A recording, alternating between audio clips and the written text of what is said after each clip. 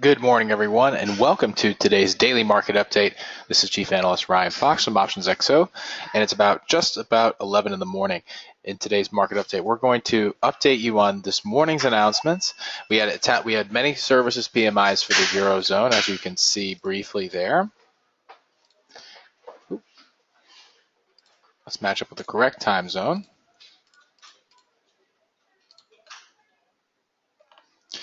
In early morning announcements, you could see GDP quarterly for the Aussie dollar coming in 0.9% above forecasted 0.7%. So that's a 0.2% increase.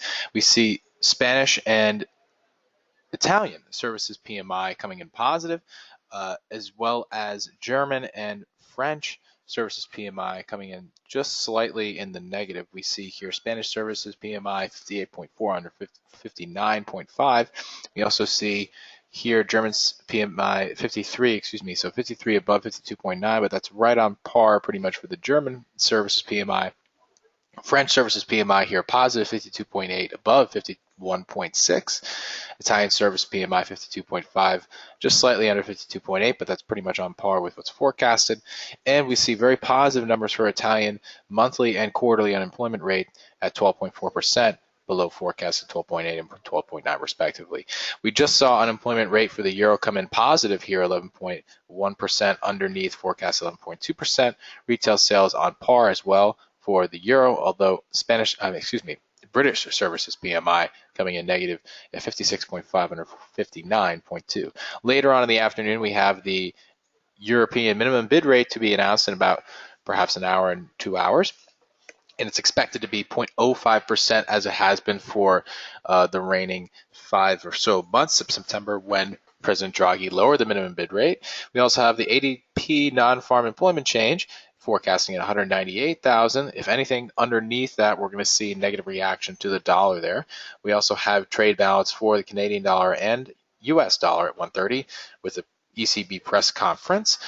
To learn more about the ECB press conference, you can click on the central bank's latest release, in which case it's going to tell you more about that particular announcement and what to expect. In the evening time, we have crude oil inventories as well as non-manufacturing PMI at around 3:30. And then at 7 o'clock, we have the Beige Book. Beige Book is basically a summarization of all the performance of all the districts in the United States and a number of different industries, from economic to manufacturing to non-financial services, consumer spending, real estate, banking and finance, and more, employment wages as well.